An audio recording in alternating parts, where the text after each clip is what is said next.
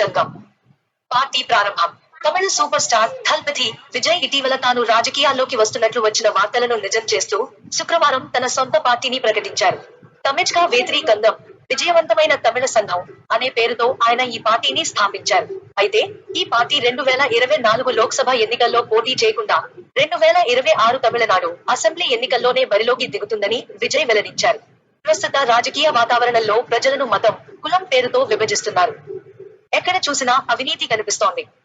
అందుకే అవినీతి లేని, పురోగమన, లౌకిక ప్రభుత్వాన్ని స్థాపించడమే నా లక్ష్యం అని ఆయన ఒక ప్రకటనలో పేర్కొన్నారు. 49 ఏళ్ల విజయ్ రాజకీయాల్లోకి అడుగు పెట్టడం ద్వారా తమిళనాడు చలనచిత్ర పరిశ్రమ నుండి రాజకీయాల వైపు వెళ్లే తాజా వ్యక్తిగా నిలిచారు. తమిళనాడు మాజీ ముఖ్యమంత్రులు ఎన్టీఆర్, జయలలిత ఇద్దరూ నటీమణులే. ప్రముఖ రచయిత, మాజీ ముఖ్యమంత్రి కరుణానిధి కూడా చలనచిత్ర రంగంతో అనుబంధం ఉన్న వ్యక్తియే. ఎన్టీఆర్ ఏఐడీఎంకే పార్టీని స్థాపించగా, జయలలిత కూడా ఆ పార్టీలో సీనియర్ నాయకురాలు. కరుణానిధి ప్రస్తుత తమిళనాడు అధికార పార్టీ అయిన డీఎంకే సీనియర్ నాయకుడు. డీఎంకే, ఏఐడీఎంకే తమిళనాడులో ప్రధాన రాజకీయ పార్టీలు. గత డిసెంబర్లో మరణించిన డీఎంకే పార్టీ స్థాపకుడు విజయకాంత్ కూడా ఒకప్పుడు టాలీవుడ్ నటుడే.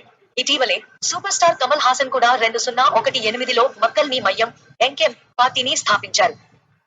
ఇలాంటి మరిన్ని వీడియోలు చూడాలనుకుంటున్నారా? లైక్ చేయండి, షేర్ చేయండి, మా ఛానల్ కి సబ్స్క్రైబ్ అవ్వండి.